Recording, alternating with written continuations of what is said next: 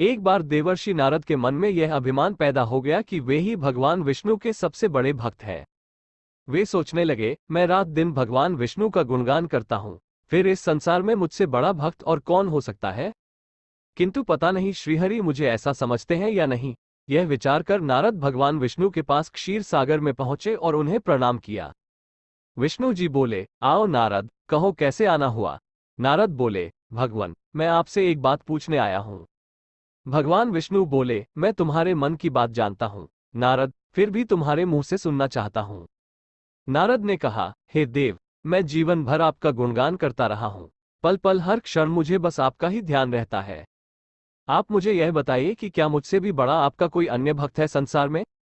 भगवान विष्णु समझ तो पहले ही गए थे कि नारद को अपनी भक्ति पर अभिमान पैदा हो गया है, किंतु अपने मन की बात छुपाकर वे बोले, नारद, इस प्रश्न के लिए तो तुम्हें मेरे साथ मृत्यु लोक चलना पड़ेगा। नारद बोले, ठीक है भगवान, मैं मृत्यु लोक चलने के लिए तैयार हूं। भगवान विष्णु नारद को लेकर मृत्यु लोक चल पड़े।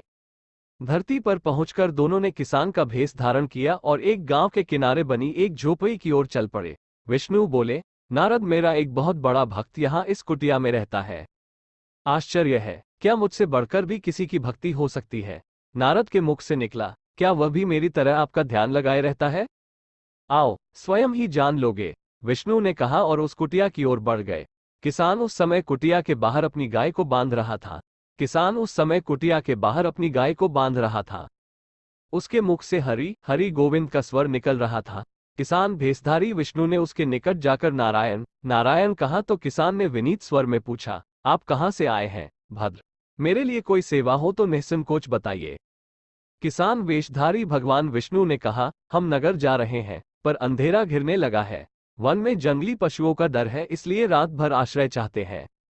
किसान ने प्रसन्न भाव से कहा, मेरी कुटिया में आपका स्वागत है भद्र, और जो रखा सूखा घर में है आपके लिए हाजिर है। भगवान ने मुझे आप लोगों की सेवा करने का अवसर दिया है, बड़ी कृपा हुई उनकी।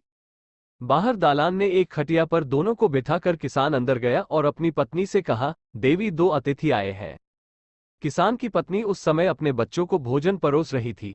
धीरे से आटे का बर्तन दिखती हुई बोली, घर में इतना सा ही आटा है और ये बच्चे और भोजन मांग रहे हैं। किसान बोला, कोई बात नहीं, हम अतिथियों को भरपेट भोजन कराएंगे, तुम बच्चों को आज कांजी बनाकर पिला देना। नारद और भगवान विष्णु ने उन दोनों का सारा वार्तालाप सुना, फिर भी परीक्षा के लिए भोजन की थाली पर बैठ गए। जब दोनों भरपेट भोजन कर चुके तो नारद सोचने लगे, यह सीधा साधा गृहस्थ भगवान का सबसे बड़ा भक्त कैसे हो सकता है। उधर श्रीहरि ने किसान से और भोजन लाने की फरमाइश कर दी। बोले, मेरा पेट अभी नहीं भरा, क्या और भोजन मिलेगा।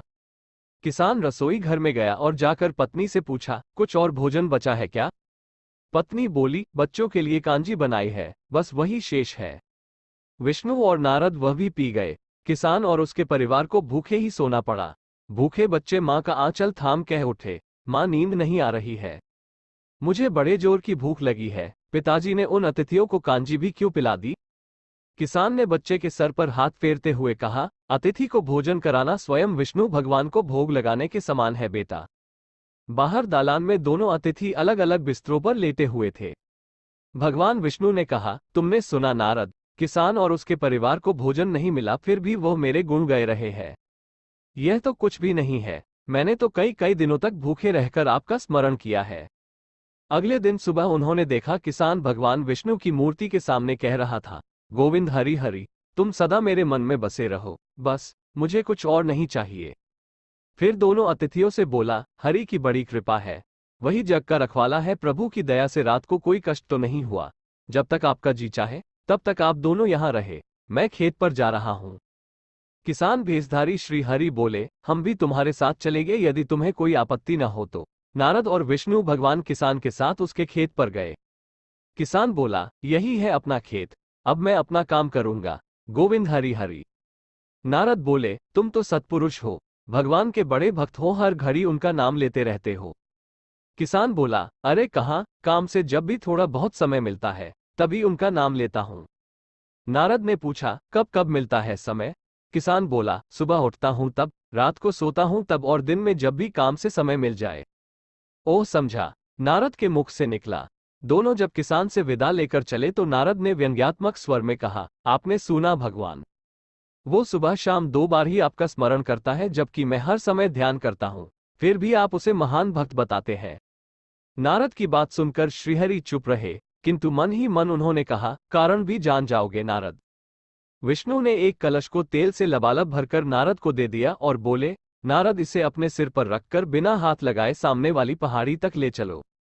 ध्यान रहे इस कलश में रखे तेल की एक बूंद भी जमीन पर गिरने न पाए। नारद बोले, यह कार्य सहज तो नहीं है। यह कहकर नारद ने कलश सिर पर रख लिया और पहाड़ी की ओर चल दिए। नारद पहाड़ी तक गए और लौट आए। विष्णु बोले, लौट आए नारद, ठीक है। अब यह बताओ कि इतनी दूर जाने और आने में तुमने कितनी बार मेरा स्मरण किया है? नारद बोले, एक बार भी नहीं भगवान। करता भी कैसे, मेरा सारा ध्यान तो तेल और कलश की तरफ लगा हुआ था। श्रीहरि बोले, तब तुम ही सोचो। वह किसान दिन भर कठिन परिश्रम करता है, फिर भी 2-4 बार मेरा स्मरण जरूर करता है, और तुम एक बार भी मेरा स्मरण नहीं कर पाए। विष्णु की बात सुनकर नारद के अंतर्चक्षु खुल गए। वह श्रीहरि के चरणों में गिरकर बोले, मान गया प्रभु। जो संसार के झंझटों में रहकर भी आपका स्मरण करते हैं, वे ही सबसे बड़े भक्त हैं। ये कहानी आप लोगों को कैसा लगा कमेंट करके बताइए।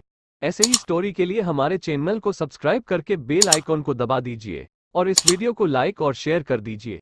फिर मिलते हैं एक नई स्टोरी के साथ, तब तक के लिए सुरक्षित रहिए। धन्यवाद।